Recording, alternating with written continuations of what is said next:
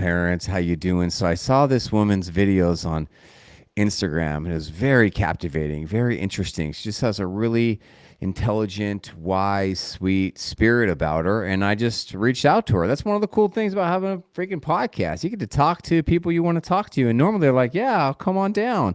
I'll do this." So join me in welcoming. I got Sammy Bachota here, and we're going to talk some really deep, interesting things. Here's a little bit of her background. Owner of Informed Healing, LLC. She's a certified ICF CPD accredited somatic trauma informed coach, CPD accredited narcissistic abuse specialist. That is a mouthful. And I just want to kind of get to know you and get to know your work, because most of us have never really done any kind of work around trauma or narcissism. We've all heard these terms. And you've been in this field, you've got your backstory, and we're just going to kind of get to know the work and how does this impact everyday parenting, because some of us are experiencing this right now, Sammy. A lot of us have friends. We've all heard about these labels. So welcome to the show. Thank you. Thank you very much. And normally, Sammy, I have my co-host, my good dear friend, Jordan Steele, but he is a weatherman on the Weather Channel, and they had a big storm that he got called out for. So it's just you and I here together today. So yeah, tell us a little about your work. Like, this is kind of like a mouthful. You even said that yourself when we were just chatting. What is this? What is ICF CPD somatic trauma coaching? What the heck is this? Well, that is a good question. A lot of people don't realize that instead of healing and really enjoying life and feeling things, they're really living life dissociated and just Mm-hmm. going through the motions, not really feeling joy, happiness. They're just kind of there. Mm-hmm. And a lot of what I do is getting people reconnected with their body. That's the somatic experiencing part of being trauma informed, is reconnecting your mind back to your body, to the sensations you're feeling in your body, and Mm-hmm. allowing yourself to process emotions versus storing them. Because if we store them, or if we don't process them, they will be stored in our body. And that leads to physical ailments and disease and sickness. Okay, Yeah. I think everyone's tracking with you right now. I know I am, but that was so good. I kind of want to break it down, because everyday parenting life, you've got two kids yourself, 9 and 6. It can feel like that. I really like your description. And you kind of just even the way you talk, like, kind of confirmed what I said, why I think people are like your Instagram pages and even clients. You have this tone about you, which is very just relatable. And I really like what you said. So can you just say that, like what you said? And let's just break it down. Like, so yes, you and I both agree as parents, it just feels like so hard every day. You can feel disconnected from your emotions. You can feel this big ball of stress. And then you just like, I don't know if this is kind of what you're talking about, but it's like, you just can't wait until the kids are down. It's like your first time relaxing. And you just kind of, people go through that. They live like that for decades, right? And it's They just do. not fun. You don't get to experience parenthood and the real joys of it. You're more just in a state of survival, unfortunately, and irritable, and repeating patterns from our own parents that Mm-hmm. we didn't know any differently, and we're not really paying attention to what it is that we're feeling in our body, and taking it out on our kids, thinking it's them making me feel this way, when really Mm-hmm. they're just being kids. The feeling is Mm-hmm. me, my Mm-hmm. core wounds. Yeah, and how often is it like, or is this my spouse is just making me feel this way, or my job, or my family members? Is that also relate to that? It's like Hmm. the external circumstances are the problem of our life, and this, and then is that kind of what you're talking about? Yes, because it's very easy to blame the external circumstances, our job Right. stressors, but it's all really what's happening within us. Yeah. Yeah, I don't know if how you feel about the word codependency. I really like the word, and even though the word really became really popular, in the '90s with that book Codependent No More, but it's like it's such a kind of accepted part of like the American mind and culture. It's like we can be so codependent on somebody. We need them, or we get codependent here, we get codependent there. And it's a very complex term, but it's one of the ways I like talking about it is like you just giving your power away to something or to someone. It's like you need them to act a certain way or say a certain thing. And if they don't, it's just so hard for you because you're just so connected. And so that's something that I'm thinking when you talk about this. So why? So tell me, okay, so let's just take it like I'm so it's like a little journey right now. Okay, so here you are. Let's just say we're speaking to an everyday like parent right now, and they're like, yeah, that's me. So okay, what's next? Do we talk about why they got that way, or do we talk about what we're going to do about it? Like, tell me more about this work you do. Well, first off, I have that book, Codependent No More. I do love Mm-hmm. that book, Mm-hmm. actually. Okay. Yeah. Yeah. Yeah. Well, it depends. I don't have an agenda when it comes to clients because everyone is different. Mm-hmm. Everyone's process is different. Okay. Um, but really getting people connected back to their body and taking control of their emotions. Mm-hmm. And that doesn't mean not feeling their emotions like a lot of people think, but it's taking their power back instead of giving it away to our job, our kids, our Mm-hmm. spouse, not allowing them to control us and our emotions and blaming Mm-hmm. them for it, Mm-hmm. but having Yeah. tools to regulate those emotions. Yeah. If you could give us, one example, and then, in a few minutes, I'm going to ask you about what it's like living with, because I see in your bio like a narcissistic person, extremely in Mm. that type of experience. But like, how do you do that? How do you go from being this parent who's just kind of super stressed out with their kids, with their spouse, whether they're a stay-at-home parent or they work and then they come home to the chaos. Like I have a new client and he calls it domestic chaos, but he says it like in a very like pragmatic, like nerdy way. It's the domestic chaos, Sean. And I'm just kind of teasing him right now. I'm roasting him. But it's like, yeah, it's just like, it is. It's so chaotic in the home. So can you speak into that a little bit? What's your thoughts on that? Um, well, yes, well, just parenthood, family, it is chaos, but it's how is your body responding to that chaos is what I work on. Mm-hmm. And Mm-hmm. our kids regulate with our nervous system. And if our nervous system is dysregulated, they're going to feel that and they're going Mm-hmm. to respond to that. And they're not going to feel safe around us. So a lot of what Mm-hmm. I do with clients is getting them aware of what they're doing. We're still, even me, I still react with my kids, Sure. but I recognize it now. Having that awareness to recognize it, Mm-hmm. take a moment, realize where is this really coming from? They're not disrespecting me. They're not talking back to me. Mm-hmm. What is this core wound? What am I Mm. really feeling? Where am I Yeah. feeling it in my body? Yeah. And then even going back and apologizing and saying, this isn't your response. You're not responsible for my emotions. Yeah. My emotions Yeah. are on me. Yeah. Tell me some things. What are some common core wounds? Because what's kind of cool about this conversation and what's cool about what's happening is like these terms like core wounds, childhood wounds. They're becoming like the new normal. Like we're just talking about them, like matter of fact. Like hey, let's just talk about them, just like we're talking about what you're gonna watch on TV. It's like yeah, this is a fact. Like what are some common core wounds that you're seeing? And let's just start with women, with moms, women. What would you say? Fear of abandonment and Hmm. rejection, humiliation, injustice, What does injustice mean?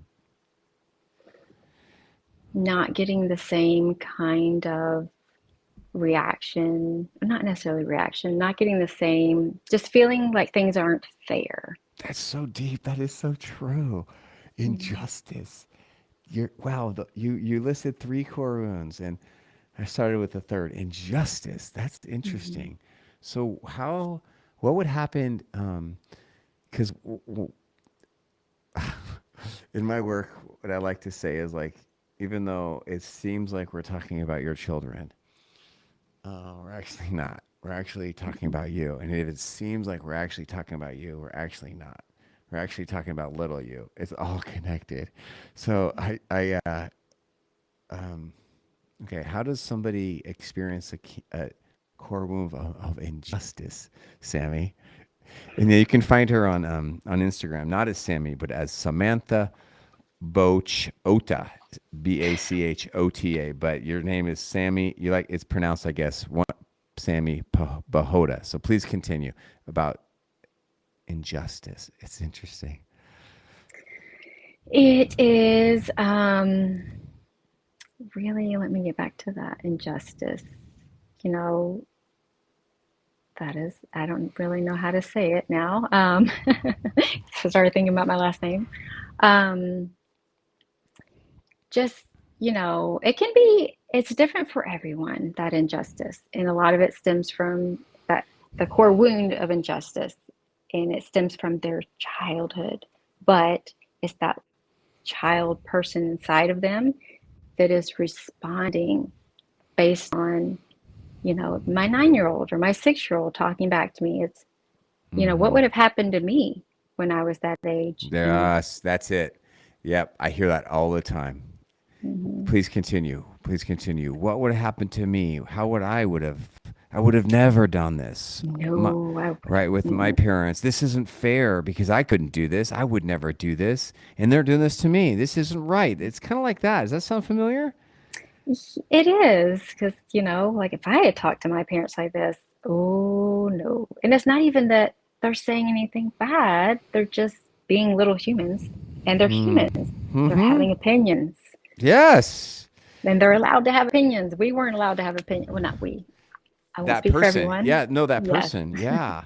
Okay. Okay. I got two more questions on this theme. You ready? Okay. Okay. This is so good. Next question is going to be: what are some common themes that you're seeing in men? It could be the same. That's okay. And then, Mm-hmm. if it's okay with you, can I tell you a little bit about my childhood, and then you can tell me what core rooms might have popped up? Is that okay with you? Sure. Okay. Yeah. I like it when people like. I think one of the most interesting types of podcasts or interviews is you have some type of specialist or expert and you're like, okay, well, can you read me, what are your thoughts on my situation? I think that we should do more of that. Like I love it, like when my guests, I have some guests or I have like people come on, like, can you speak into this, can instead of just talking about what you do, can you actually do it right now? And so like I'm going to ask Mhm. you, if you feel comfortable, just give me a little guesses or on your thoughts. Are you comfortable? Yeah, you can decide if you're comfortable, but I'm not. So let's just stick with this. All right. So tell me, what are some common themes of woundedness you're seeing in men? Really, it's the same core wounds, but with men, I feel it's a little bit more so they're they're not feeling heard or not feeling the freedom of being able to express themselves and it be okay. Mm-hmm. That Okay. safety, that Okay. not feeling judged, not feeling, that, if they do express themselves that, they're not going to be abandoned. So abandonment is really a big one, I feel like, with a lot of people, but I've noticed a lot with men now that I think about it, because I've never Mm-hmm. really thought about it, but Mm-hmm. Mm-hmm. abandonment is a big one. Abandonment. That, What does that sound like inside a person? What is that when the self-talk and their fears, like if they were to write it down, what are you really mm, feeling right now? Like what would come out? What would they say? What would it sound like? you know, um, they have needs, they have wants, they have things that they really wish for their relationships, or even as a parent. And if they say that out loud, that person might leave, Mm. or they Mm. might not feel like they're enough to have that person stay, so they just don't say anything. Mm-hmm. Mm-hmm. What would it be if someone's afraid of like, if I were to speak up? I'm just thinking a lot of men right now, growing up in the 80s and 90s, 2000s. If I were to speak up and share my feelings, they were not going to leave me. but they're gonna like tease me. They're gonna make fun of me. They're gonna tell me to man up. You know, like what kind of core wound or childhood wound might that sound like or create, or how would we describe that? That, I mean, it could be injustice, because you don't say that. A lot of people don't say that to women. You don't tell them to woman up when No, they're you having don't. feelings and I know. emotions. Right? Right? Woman Yeah. up. Yeah. Woman No. up. Yeah, Yeah. that's ridiculous. Just woman up. Yeah. Right? Right. What we say, just man up, suck it up. Yeah, that's what, I heard growing up, and okay, I'll do it. And then I became really good at it. Right. And then you Hmm. get married and you're like, your wife's like, so how do you feel about that? You're like, I don't know. Fine. What do you mean? Right. Well, can you open up and tell me your feelings about that? I just did. I just Hmm. did. What else do you want to talk about? Right. Can you hand me a taco? Right. It's like, can we be done now? Right? Because it's just that's how we were raised. Hmm. And that really gets hardwired into our subconscious. And our subconscious is 95% of our habits, our thinking. Only 5% is that cognitive thinking. Okay. So it's autonomic. Yeah. We have, On this podcast, I put Jordan on the spot quite a bit, and I think he's very comfortable with it. So I don't know if you're comfortable with this, but I'm going to do it. Okay. So can I tell you a little bit about my childhood, and you tell sure. me some things that might have occurred? So, parents divorced when they were 11, and it was very hard for me. Just had a really good relationship with both parents. And then, long story short, um, chose to just live with just my mother and my new stepdad. And really, right after that, started really uh, realizing, my sister and I started realizing my mother had some extremely aggressive patterns, very aggressive.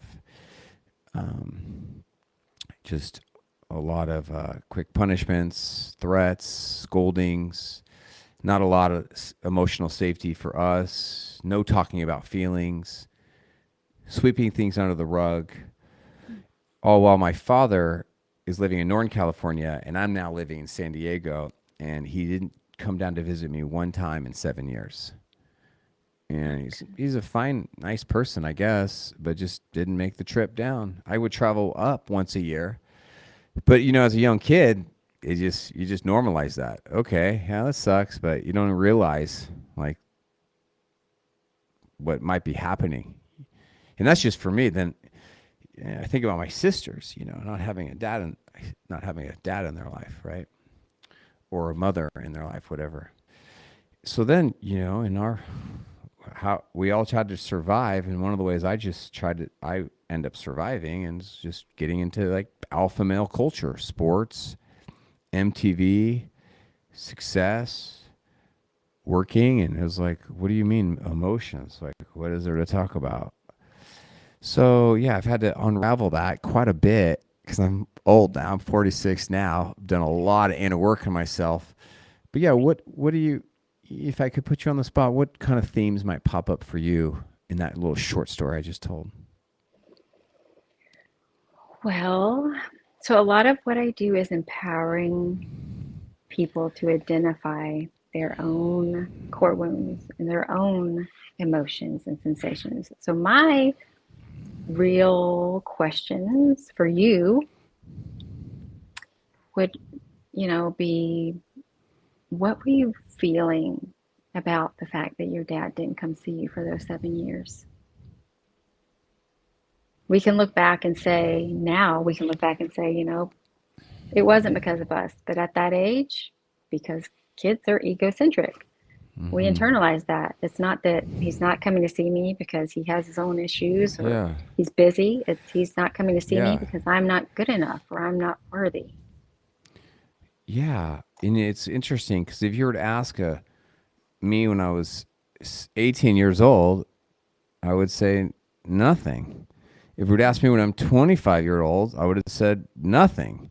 It's like you don't know what you don't know, so you don't know what the word is until someone's there to help you find that word. And I can tell you a lot of words now because I talk a lot about words, but I think the word would be unwanted, Mm, right? Mhm. unimportant.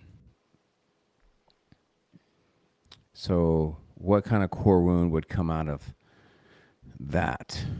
Just to continue to put you on the spot, because I've done a That lot to of. I me, can talk about this like matter of fact, because I've just done so mhm, much work around it and reading and thinking and still, yeah. What are your thoughts on that? that is more, to me, is more of that abandonment wound. And it Mm-hmm. can even possibly lead into a little bit of humiliation too, because why am I not wanted? Mm-hmm. Right. Why am I not wanted? Mhm. Well, then, yeah. I guess. I guess then. I think what a common response would be is, um, I guess, self blame, self hatred, self curiosity, lack of self esteem. But also, would it also be like just hatred towards that person or like disgust? Would it be both of those or what?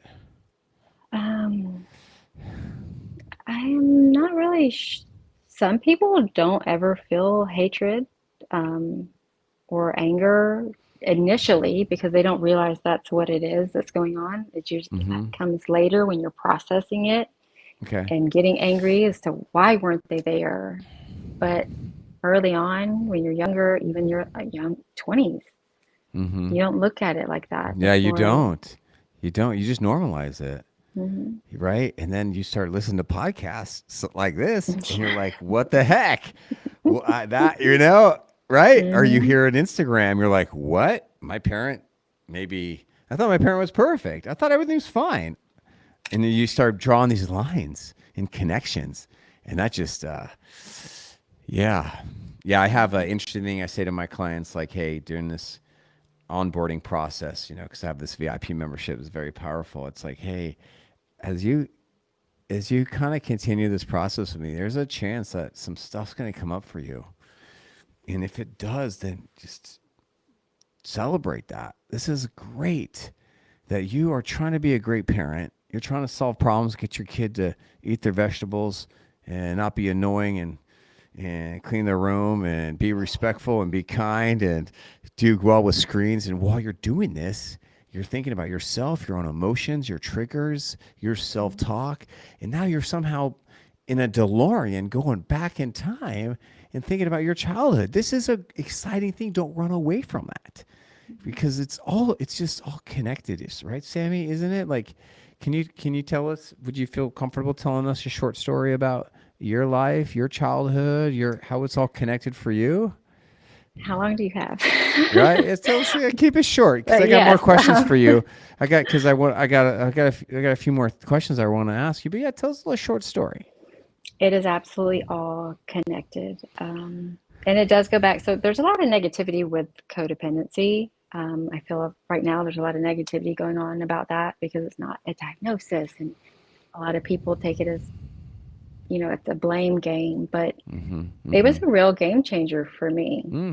being told about codependency because it allowed me to take back my power and not be a victim anymore to my life, to my childhood, to circumstances. But because of that codependency and feeling that responsibility for my parents' behavior when I Okay. was younger and quieting myself so I could get their attention or their love because I didn't fit in with my family. Mm. Um, Wow. it led me to toxic relationships of, who do I need to be? How nice do I need to be to get this person to love me and get this person to stay? And how can I help them? Because a lot of these toxic people had their own childhood traumas. And so my focus would be on fixing them. Because if I fix them and Mm-hmm. help them, then Mm-hmm. I'm worthy of their love. Yeah, and you actually chose a career in helping people, which is great. But yeah, that would be like this. It was like a distorted way of dealing with your own stuff. Mm-hmm. Helping people. Then please continue. Mm-hmm. And that Yeah. is why I chose. So that is, I didn't initially choose this. It took, I just randomly, I mean, not randomly, I would say I posted some things a couple years ago about narcissism, and I got a lot of Mm-hmm. responses, a lot of Mm-hmm. questions. Mm-hmm. I had been through a lot of therapy, different therapists, marriage counselors, all kinds of things, and I Okay. had been secondarily abused. And, I realized, I want to help people, but I don't want to cause any further harm.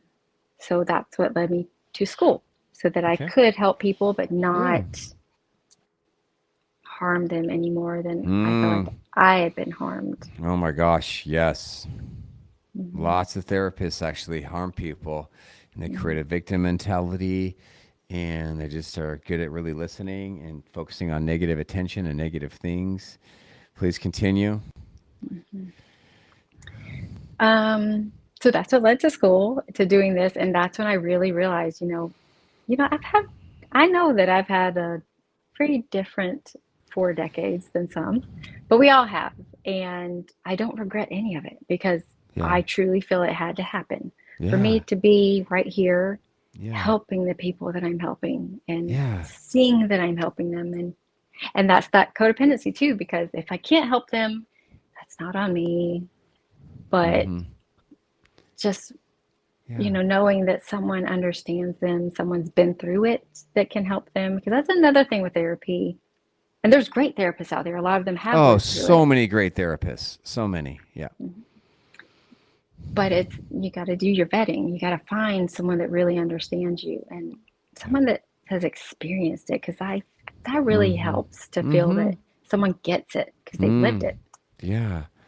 Yeah. Like I think I want to, you know, talk with you about narcissism because it's a term that's becoming much more, you know, common.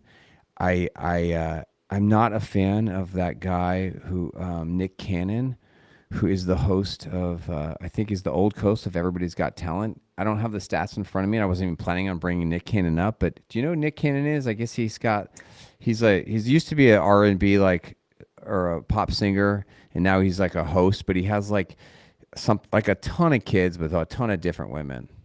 Oh, wow. Uh, I know the name, and I've yeah, recently seen a meme or something saying he's yeah. an admitted or He's diagnosed yeah, narcissist. yeah. He's just admitted it. I just admit, Mm. and I realize that I have issues with narcissistic personality disorder, and I'm like, wow, you don't hear a lot of celebrities talking about that, but it's not an excuse for your behavior because I'm just an advocate for kids, and I'm pissed off that now these kids have to grow up, without a dad in their life, and all these women, they have to grow up without a co-parent or a spouse, so that's just disappointing, but it is what it is. And so yeah, I think now, like, I wonder, like, was my dad, is he like a narcissist? Is this why it was so easy just to be able to shut down and not go visit his children? And so tell me some thoughts about like narcissism, and what are some, you make a lot of videos about, here's some telltale signs or red flags, or you made a video once, I think it was like, here's some very bright red flags. Like, just tell us a couple, like, idiot's guide to narcissisms, like, what do we need to do or look out for, or tell us some thoughts about that, because most people listening to this, they're not narcissists, and they're not married to one, even though you might think your ex is one. Because everybody this is kind of a joke, but everybody nowadays, it's kind of a joke, I guess. Maybe I shouldn't joke about this. It's just so common to like say how my ex is a narcissist. It's just the name calling now. It's like we're in this stage where there's just the word is everywhere. So, um, what are some, I guess, healthy thoughts about narcissism, and tell us a couple things. The word, the term is definitely overused a lot, which is very invalidating to people that have experienced it. And so narcissism isn't just someone, your ex was a jerk and they dumped you. Okay, that's not a narcissist. That doesn't make Yeah. someone a narcissist. So that's where it is thrown around a lot, or she cheated, or she did this. Doesn't make them a narcissist. A narcissist is a pattern of behavior that continues, and it's maladaptive behaviors that Mm-hmm. develop over time to get their needs met. And it's usually to get their needs met no matter what. And that Yeah. means they don't have a sense of self. So, Mm-hmm. because of their mirror neurons, they mirror whoever they're wanting, whoever they want, whoever their next person is, supposedly. Hmm. And so, a red flag, that's what you were asking. Go back to that. Yeah, bright red flag. Bright red That's your flags. terms, right? That's your terms. Yes. Yeah, like what are some things? It doesn't mean they are, but what are some things, like if you're seeing this, it's like it's kind of concerning. You should look into this. What are some bright red flags? Lack of accountability. If I And it, come to someone I'm dating and I say, you said this, and I just, it didn't really like the way it felt. mhm, If they flip that, they get defensive. I call it Darvo. They defend it, they attack you, they reverse victim offender. And that means mhm, suddenly, they become the victim. Not that you're playing victim, but it's, I didn't say that, or I only said that because you made me, or it's a joke, or, how could you think these horrible things about me? Why would you think I would try to hurt you? It's, it's just mhm, that lack of mhm. accountability. Yeah, Instead of saying, you know what, I didn't mean to hurt your feelings. I'll try to be better, yeah. taking account and actually caring. They just don't care. I like the word care a lot. I think Mhm. that's a simple way to think about life and relationships and how you want to be a parent, how you want to raise your siblings. It's about care. Mhm.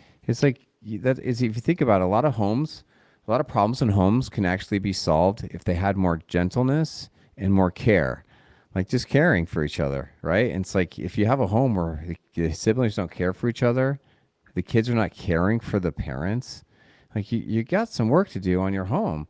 But yeah, what you're talking about is actually like a pretty serious condition where they're really disassociated in their own brain from the ability to care. And now, do they care about somebody? Probably do care. They just have a hard time showing it, right? Or it's like, is it just like a switch is flipped and they really don't care? They care about themselves, Yeah, they care and that about sounds themselves. awful. And they Well, no, care it how you doesn't sound make them awful. It's true. feel. Yeah, yeah, that's what they care about. Yeah, they care about how you make them feel, and they might care about their kids because it makes them feel this or that. What are your thoughts about that? She made a face. If you're watching this on YouTube, you saw the face. If you're not, she took a step back. Uh, Um, okay, what are you thinking? What was that face? do they That's care about great. their kids? They can pretend, they can they can seem like a great parent in the moment as long as that child is making them feel good about themselves. So I say Mm. it, it's usually when there's the kid is a star athlete because dad was the athlete, or the Mm. beauty queen because mom was the beauty queen or cheerleader, or Yeah, I mean it's yeah. different things. But they're Mm-hmm. an extension. They see the child as an extension of themselves versus their own person. So that child never, Yeah, I just you don't. know, mm, Yeah, I think it's okay. I'm gonna take that face because I think you were I think you just jumped out of being professional and that face was partly a personal face, wasn't it? Was that a partly personal face? Because I'm gonna get personal. I'll let you think. I don't want to put you on the spot. um, We just met. I think that my dad really. I just don't think he cares. He really doesn't. Because if you really cared, then you wouldn't. You would be living a certain way. And I think that it is like.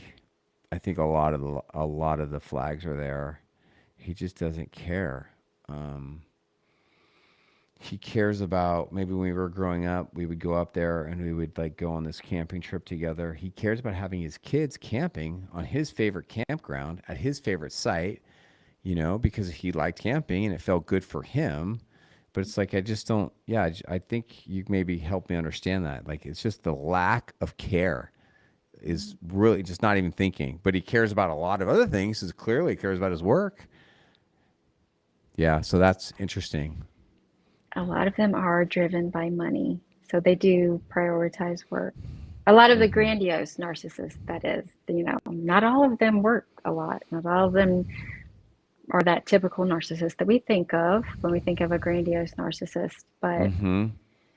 yeah, a lot of them do function from, they can seem like a great parent as long as you're doing what they want to do, as long as Mm-hmm. it's, you know, going along with the things they want to do. They want to go to arcades and play video games, or they want to go golfing, whatever it is, as long as the kid is Golfing, going yeah, to do it golfing, with them. Yeah, it's right. But if the How kid's not into that and they're more, let's go look for bugs under rocks, they're not going to participate in that because it's not what they want to do. right? Yeah. You know what is not talked. This is I'm not. I don't feel like I'm changing the subject, Sammy, but it might feel like that. You know what I don't think is talked about enough is sports addiction. Mm, Is like especially men just so addicted to their sports teams.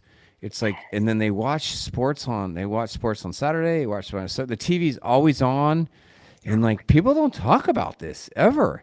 And like I think I think there's a yeah, and then just prioritize that sports. I wonder if we had like we could probably I could probably ask you hours and hours of just that topic. How does like a narcissist, let's just here's one simple question. How does like tell me your thoughts on a narcissist who isn't addicted to money, or they're not a workaholic, they have a 9 to 5, but they how their narcissism plays out is with sports, watching him on TV. Do you have any thoughts on that, or have you experienced that, or have any clients who that's how the narcissism, like, I guess, manifests itself? that's so interesting that you say that. But Yeah. yes, because so some of them do get it's a gambling opportunity for one thing. So it's that high because they are looking for that next high, that excitement, that adrenaline. And they do get very attached. Like some of them will even get emotional about sports teams, but they won't get emotional about their interpersonal relationships. So true. Yeah. Um, Yeah, but I don't think I was ever there, but I used to have a much deeper relationship with sports, and I used to have deep emotions around it. So mm, yes, I can relate. Please continue. Tell me some more thoughts about narcissism, extreme selfishness, sports addiction. This is yeah, well, addiction to anything really with narcissistic, and I feel like the sports thing, it's a distraction really from feeling, and it's that excitement and being a part of something that maybe they didn't get to really be a part of or live out fully. mm, mm-hmm. Maybe something held them back. So And deep. This is so good. Yeah. Yeah. It's so true. Is addiction to work the most popular way that narcissism manifests itself for men, as is addiction to parenting, or like glamorizing their parenting the most popular way that narcissism manifests itself for women? I'm just like curious. That's my guess. um, well, I'm not really manifests itself. Mm, I mean, there are people that do I don't want to even say exploit, that's a very heavy word, but use their children to gain attention and to seem like a very good parent. But when there's no cameras and there's no witnesses, they're very unemotionally available. Because, I mean, just generally speaking, narcissistic people are not emotionally available. They can pretend to be in the Yeah, beginning yeah. when they're mirroring you, but they don't have that emotional availability. Yeah. So do you think that, like, how would that, if you're a stay-at-home parent, a stay-at-home mother, and you are struggling with narcissism and just how you think, because maybe some childhood wounding yourself, how would that impact their parenting?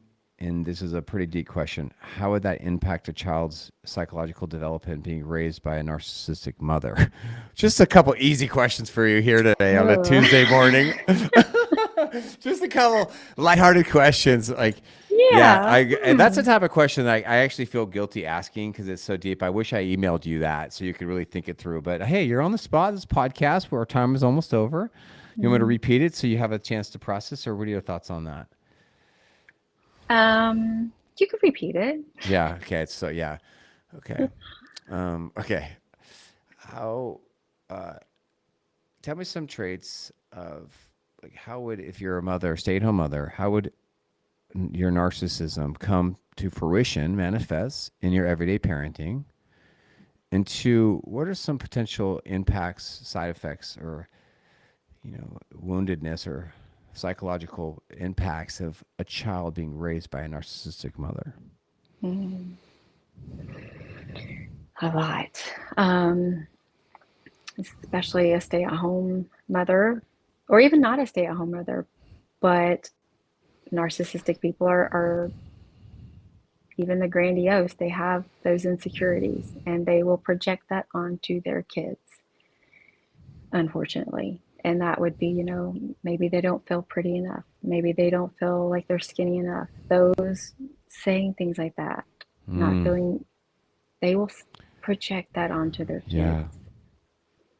And they will use how their kids are behaving to determine, their worth. And a lot of them are very authoritarian when it comes to parenting, unfortunately. And they see any kind of back talk, any kind of anything is disrespect. And if you Yeah. disrespect me, then I'm not okay with that because they get uncomfortable with how that makes them feel inside.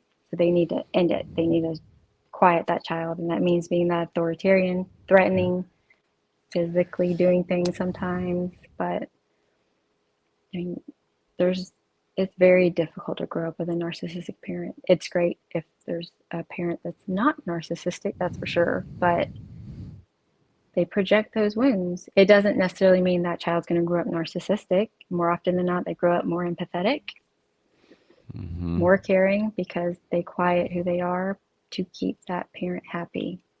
Mm-hmm. Yep. They quite who they are. And then, but then they're going to go into adulthood now dealing with all that wound, right? All that Mm-hmm. work. How do you find your voice? How do you not be codependent? How do you stand up for yourself in a healthy ways? How do you Mm-hmm. not be a people pleaser? Right. So it's just, hurt people and hurt people raise people who are hurt. And the trauma is just passed down in different variations in different ways. And unless somebody's going to be a cycle breaker. So good for you. You're here. You're a cycle breaker. I I am am. too. Yay for us. Yay! And we're encouraging, we're cheerleading on other people with the intellectual education that they need and the inspiration. And you're doing that through social media. And Sammy, where can people find you if they want to explore your social media or your work? Tell us. This has been so interesting. Social media is at informed underscore healing. That's Instagram. But Facebook and my Instagram actually takes you to my website that could definitely use some work. But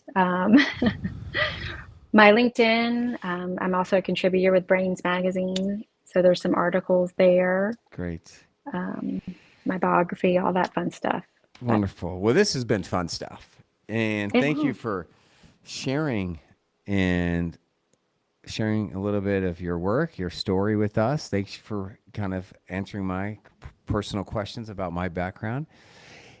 Would you leave us with a couple closing thoughts? Like in this world of woundedness and pain and trauma and thoughts, give us like a little closing, little pep talk. Speak to us like, we're your children or we're your clients. Give us a couple closing words. In a world where, we can't control what's going on. We have absolutely, we don't have control over this world, but we have control over our reaction to what's going on in this world. And how we react matters. And if we react with anger, if we react with kindness, that's going to matter. And do we want to be that person that continues that anger? Or do we want to be that person that shows someone kindness that might not have ever seen kindness in that day or from their parents or from their friends? But yeah, I guess I think that was the one that put me on the spot. How would I, in a world where it's easy to go along with what everyone else is doing, it is perfectly okay to be your own person and to do your own thing, even if that means you're labeled as weird. If that means that you're not liked by other people, it's okay to not be liked by other people as long as you're being true to who you are and what feels right in your body.